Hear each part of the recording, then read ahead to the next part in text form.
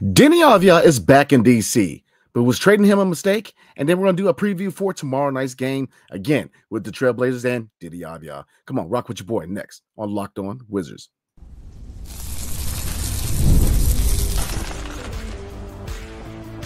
You are Locked On Wizards, your daily Washington Wizards podcast, part of the Locked On Podcast Network. Your team every day. Watch out now. Your favorite podcast now has a newsletter. Introducing the Locked On Wizards Daily Newsletter, a one-stop for the ultimate team and league coverage delivered right to your inbox. Sign up for free now at LockedOnDaily.com. That's LockedOnDaily.com. And start your day with all new free Locked On Wizards newsletter. All right, everybody, I'd like to talk about tonight. We're going to take a look at Deni Avdija. He is back in the 202. He and the Portland Trailblazers are in Capital One tomorrow night. So we're going to look at Deni Avdija, how he's been doing in Portland this season. And looking back at his trade, was it a mistake? Could we have still held on to Deni and still gotten Bub Carrington and Keyshawn George? And then we're going to look at a preview for tomorrow night's game because DeAndre Ayton is out and so is Robert Williams. So this is a really good matchup for our young centers here in the 202. So first things first, Deni Avdija. As you know, yes, that Deni Avdija, former Washington Wizards forward, Deni Avdija. So how is Deni doing this season with the Portland Trailblazers? Well, let's check that real quick. Now, looking at his stats, his stat line is very similar to last year, in Washington, where looking at the scoring average, he is averaging 14.8 points per game. So slightly up for 14.7. So on par with last year. Now, certain numbers did go down. His rebound numbers did go down a tad bit. Last year, he averaged 7.2. This year, he's averaging 6.4. Last year, he averaged 3.8 assists per game. And then this year, he's averaging 3.5. So not too much of a dip, overall. And looking at the rebound numbers, a big reason for that is, I would say, you have Jeremy Grant now, and then you have Donovan Clingan, who is now starting at center because, again, Robert Williams III is out, and DeAndre Ayton is out. So a lot of things going on in Portland, man. Right now, Anthony Simons is the starting point guard, as you know or should know. Scoot Henderson has not lived up to his draft position. We know how that is, Johnny Davis. So looking at the two guard situation now, Toumani Camara is now the two guard. So there's interesting things going on in Portland, but they're currently, they're currently at 25-33. So they're definitely a team who's looking to get a top 5 pick, if not a top 10, possibly a top 3. We'll see how it is in the Western Conference, but because there are some teams that are in their way, i.e. the Spurs, i.e. the 76ers, and then obviously the Washington Wizards. But looking at his stat line, he is producing similar stats that he was last year, and is a similar fit because the Portland Trailblazers are a rebuilding team. They're a team, again, who's looking at acquiring or looking to pick in the top 5. Obviously the top 10, but really the top 5 looking at Portland. Now let's look at his trade real quick, shall we? Let me pull it up real quick, everybody. Now the trade, obviously, he was traded during the draft. And looking at the trade again, the Washington Wizards did trade Deni Avdija to the Portland Trailblazers for, and like I said, this was actually a pretty good trade. Now they traded Deni to Portland for Malcolm Brogdon, the November 14th pick, which we chose, Bub Carrington, and 2029 picks. Now, the 2029 pick is the favorable of the first-round picks in 2029 for Portland, and 2 second-round picks also were in the deal. So let me say this. It's a good deal. It's a really good deal. They got their money's worth, and you can argue that Deni Avdija was moved because he had the highest the highest trade value. We often say, why didn't they move Kyle Kuzma? Sacramento has always been linked to Kyle Kuzma. We could have traded him with a number 13th pick. And the question is, did he carry the same amount of trade value? And you have to say in hindsight, no. Deni Avdija had more trade value. Now, could we still have finessed? Oh, and before we even get into that, was I in favor of the move? No, I was not. I feel like we could have held on to Deni. I think that he had a bright future here in DC. I feel like you could have moved, try to sweeten the deal, possibly by adding other players, but have gotten that 13th pick from Sacramento. You could have held on to Deni Avdija. You could have still drafted Bub Carrington because he would have been right there at number 13 and still be in a position to get Keyshawn George. So I feel like Kyle Kuzma, we all know the saga of Kyle Kuzma. Should we have moved him last year? Absolutely. Should we have moved him at the deadline? Yes, but a lot of people, it varies. I don't believe that I would have been fan of taking on Grant Williams' contract. So that was one hiccup in a potential deal for sending Kyle Kuzma to the Dallas Mavericks. Obviously, the other hiccup was him not wanting to go. And I think he definitely regrets that move in hindsight. But was I in favor of the move? No, I didn't. I was not in favor of trading, a young forward that you drafted, you developed, you signed to an extension. And like I said, I'm in favor of keeping Corey Kispert. But I do understand if they move Corey Kispert, same way they moved Deni Avdija. He had trade value. And I've said it time and time again that every general manager comes into a new situation and puts his new stamp on it. As you've seen, Johnny Davis is gone. Rui Hachimura was traded, obviously, by Tommy Shepard. But looking at Deni and possibly looking at Corey Kispert, he's putting his own mark and prioritizing his own players. So, with Bilal Coulibaly being the first player chosen underneath Will Dawkins, the priority goes to Bilal Coulibaly. But I think that when you look at, being a new general manager, coming to a situation, do you necessarily need to get rid of all the talent that was drafted by the previous administration? No, I don't think you do. I think you see who fits, you see who doesn't, and you move on. And I thought that, I think that Bilal Coulibaly and Deni Avdija could coexist in the same lineup. Because, you play be cool at the 2, Deni at the 3, and Deni can play the 4 and be cool at the 2. I mean, or the 3. So, like I said, Deni Avdija, just like Bub Carrington, just like Bilal Coulibaly, just like Alex Sarr, just like Keyshawn George and Trusa Vucevic, all of them are versatile players who can play multiple positions. So, not a favor of it. I was not in favor of the trade. Still not in favor of the trade. But like I said, I do trust in Will Dawkins in this front office. So, have they made any mistakes? Kyle Kuzma was a mistake. But like I said, they rectified that mistake at the deadline. So I'm not even tripping anymore about that. And then if you really want to nitpick, Tyus Jones not getting anything for him, KP not getting much for him, even though we turned around and got Marcus Smart anyways. I don't think are really big deals because we all knew that the likelihood of Tyus Jones walking for nothing was a very real possibility. And KP was going to walk for nothing. We had no leverage. So we did the best we could. And then you can say the same thing with most of the moves, as far as we waited too late to move Kyle Kuzma, but this year's deadline was an A, in my opinion.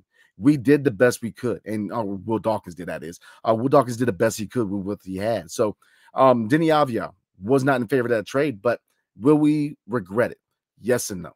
Yes, because you got rid of a really good player. And like I said, when I say really good, it varies where people see him. Average starter, role player, all-star. Everybody had different opinions. Now, I felt like he could have been a really good starter. Could he have been an all-star? Maybe. But I think that, Deni Avdija was just a really good starter who just fit the system that we had in here in D.C. And he fits in Portland. So can he be an all-star? I think that he could be an all-star. But I think that you're looking at a really good starter. Like I said, and it varies, and that's cool, right? Everybody, everybody's opinion varies. Now, there is a very small percentage of people who just didn't like him because, and the same reason they didn't like Cooper Flagg. So I'm just going to leave it there. And obviously, with Deni being an Israeli player and with passions high in the world right now, it is what it is on that front. So I'm not going to really elaborate too much further. But saying that, most people either loved him or hated him as a player, right? I think that he was a really good player here in DC, and he could have been part of the future, just like Corey Kispert. And I mean, if you really want to get deep, I mean, Rui Hachimura, could he still be part of this? Well, it kind of gets interesting once you get to Rui, man. But looking at Deni and looking at Corey Kispert, I think that those are two players where we're able to get a really good trade for him. He found a good situation in Portland. So are we going to regret trading him? Was trading him a mistake? Yes and no. Yes, that you got rid of a really good player who fit the timeline, who I think that if you look at the current makeup of the roster, could have coexisted with this roster. But B, not so much a mistake because we did get a really good trade in return. Like I said, you were able to get 2 second-round picks, a first-round pick in 2029. You got the number 14th pick in Bub Carrington, who he looks like he's a dog and a star in the Wizards uniform. And Malcolm Brogdon, yes, he's been injured, but, he's been a good mentor. And like I said, the injury issues, is a big reason why he's still here. I do think he's still a candidate to be bought out. And like I said, it's not a talent thing, right? Brogdon can play. He can play. It's just, can he stay on the floor? Availability is your best ability. So in hindsight, was trading Deni Avdija a mistake? Yes and no. Yes, you got rid of a really young player who fit the timeline, but no, because Will Dawkins got really good value for him. I mean, this was a really good trade. So like I said, I like Deni. Big fan of Deni, man. Definitely looking forward to chopping it up with him at Capital One. But, like I said, you got to move on. you got to look forward to the future, and the future is Bub Carrington and what other player we get with the 2029 first, and see what we can do with these 2 second-round picks. But you have to move on. The ship has sailed, and while while a lot of people do value his time here, look, his future's in Portland, and like I said, he had a lot of interest at the trade deadline. Lakers were looking at Deni, so like I said, he has value, and wish him well. Definitely wish him well in his future endeavors in the National Basketball Association. But was it a mistake? Yes and no. But I think we'll be just fine, and I think he will be just fine. So let's get into a preview for tomorrow night's game and then an itinerary for next week. But before we do, tonight's episode is brought to you by Robinhood. With Robinhood Gold, you can now enjoy the VIP treatment, receiving a 3% IRA match on retirement contributions. The privileges of the very privileged are no longer exclusive. Not anymore, y'all. With Robinhood Gold, your annual IRA contributions are boosted by the 3%. Plus, you also get 4% APY on your cash and non-retirement accounts. That's over 8 times the national savings average. The perks of the high net worth are now available for any net worth. The new gold standard is here with Robinhood Gold. To receive your 3% boost on annual IRA contributions, sign up at Robinhood.com/gold. Let me tell you guys real quick. Investing involves risk. Rate subject to change. 3% match requires Robinhood Gold at $5 a month for 1 year from first match. Must keep funds in IRA for 5 years, though. Go to Robinhood.com/boost. Over 8 times the national average savings account interest rate claim is based on data from the FDIC as of November 18, 2024. Robinhood Financial LLC, member SIPC. Gold membership is offered by Robinhood Gold LLC.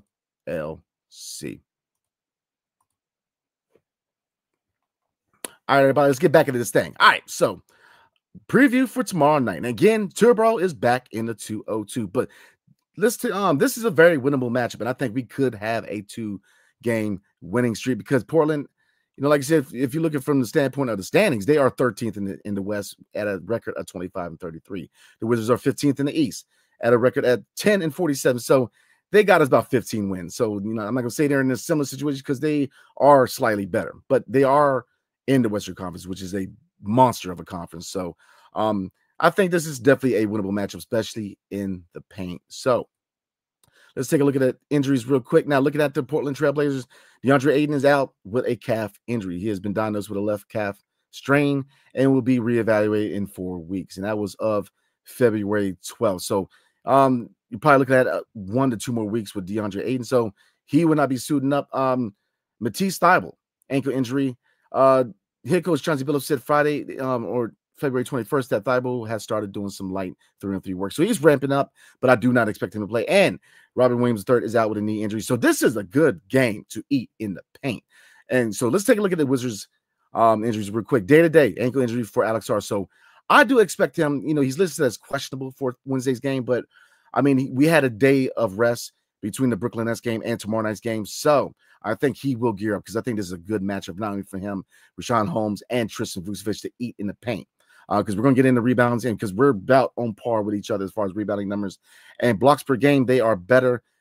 But I think this is a good matchup for us to really capitalize on a team that's dealing with a lot of injuries in their front court. Chris Middleton and Marcus Smart are both out. They're both day-to-day, really.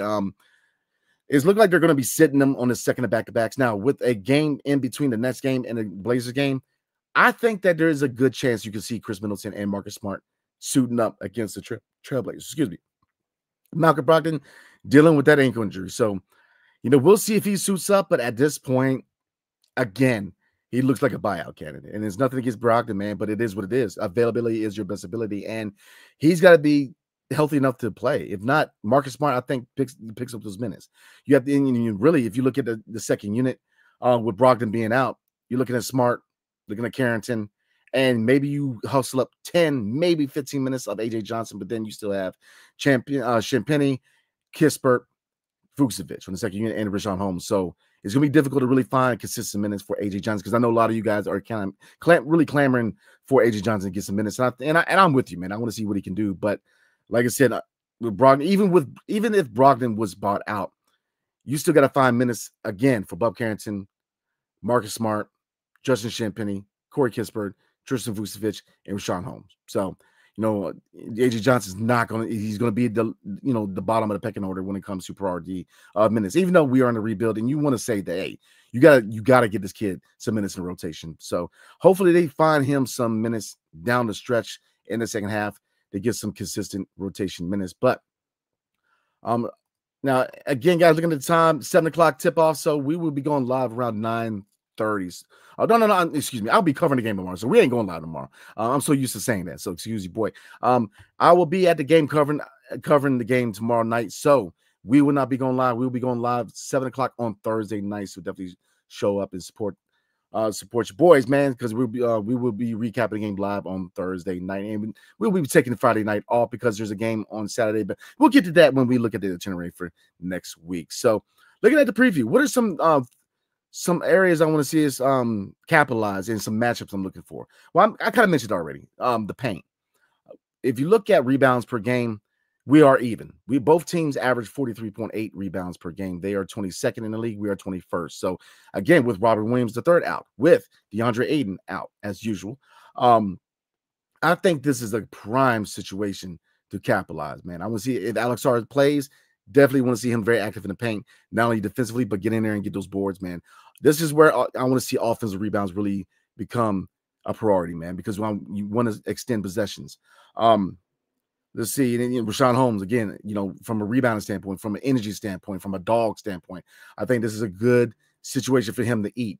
I expect 10, 12 points for him and 10 plus rebounds. I think this is a very favorable matchup for Rashawn Holmes. And Tristan Vucevic, like I said, I think this is a good opportunity for him to find some quality minutes, man, whether it's at the center position behind Rashawn Holmes or whether it's at power forward. But like I said, I think this is a good situation for Vucevic to also capitalize. All right, guys, some other stats or some other areas to look at real quick. Blocks. Sorry, guys, there's just some guy outside the window that's revving his engine for no reason. All right, so looking at blocks. All right, they are averaging 5.6 blocks per game. We're averaging 5 blocks per game, so they're 7th in the NBA. We're 14th. Now, again, with Robert Williams III out, with DeAndre Ayton now, this is a good opportunity for them to attack the paint. Why do we attack the paint? Well, number one, get to the free throw line, man. We need to get to the charity strike, right? For players like Jordan Poole, players like Bilal Coulibaly, attacking the rim gets them to the free throw line. Attacking the rim also opens up opportunities for other players, right? Corey Kispert, Shin Penny, Keyshawn George on the outside, Bub Carrington. So this creates opportunities for other people. Because look, Jordan Poole is going to be the number one option. He is the number one option, and he's going to be the emphasis, the primary focus of the Trailblazers defense. So this is a game where, again, I look for Bilal to step up, and I'm looking for a 20-point game. I think this is a good game for Bilal to really show what he can do offensively and show how much progress he's made. Now, the matchup everybody's looking for, Bilal Coulibaly and Deni Avdija, both defensive-minded players who have had developed offensively. Now, with Deni being in the league longer, he has evolved more offensively. Now, Bilal has shown glimpses this year.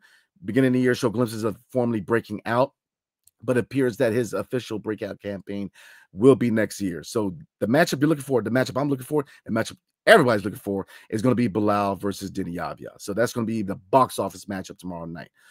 So some other factors to look at real quick, guys. I mean, like I said, when you look at statistics, we are pretty on par with each other. Points per game, the 24th, we're 27th at around 109, 108 points per game scored.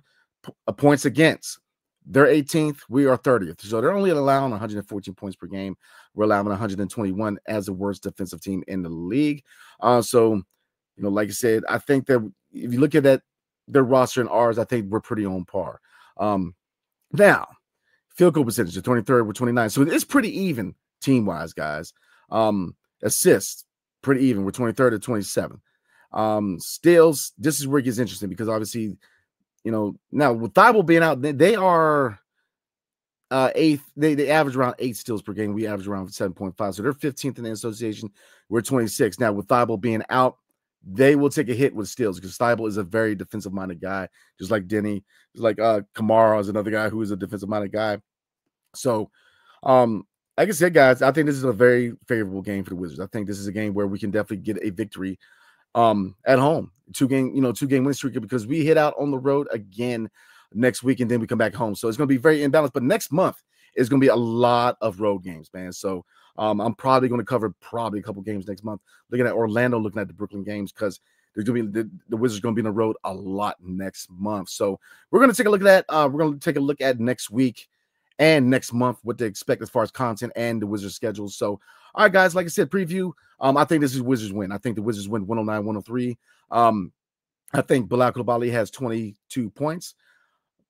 But I do believe Deni's going to do his thing. Like I said, this is going to be a really good game to watch because it's Bilal versus Deni. So this is a matchup between two up-and-coming defensive-minded wings who, look, man, it's going to be interesting. This is going to be box office to watch those two go at it, man. So, all right, guys, we're going to get into the itinerary for the rest of the week and call it a night. But before we do, tonight's episode is brought to you by DoorDash. NBA fans, get ready. They swish, you save. Thanks to Dash Pass, every time a player drops 50 or more points in the game, you score a huge deal the next day. It's simple. When a player scores 50 points or more in a game during the 2024 and 2025 regular season, Dash Pass members get 50% off an order up to $10 off the next day from noon to midnight. So there's so many ways to get excited. And I say it all the time, guys. You know, this is really applies for Friday night. It used to be Thursday night, but Friday night, Saturday night, where, you know, if you're drinking, if you're smoking, if you don't want to go anywhere, if you don't want to rip, you know, you don't get yourself in trouble, right? Don't put anybody else at risk. Order out, man. Definitely recommend DoorDash. If you're a Dash Pass member, a lot of deals and savings coming your way. Game day feast, late night cravings, lunch on the go, fueling your watch party. So many reasons to be excited about DoorDash and being a member of Dash Pass. So, look, sign up for Dash Pass and be ready to save. When a player scores 50 or more points in a game, Dash Pass members get 50% off an order the next day, up to $10 off. Just use promo code NBA50 from noon to midnight after a 50-point game on eligible orders at participating merchants. Must have an active Dash Pass account. Terms apply. Visit DoorDash to learn more. Dash Pass.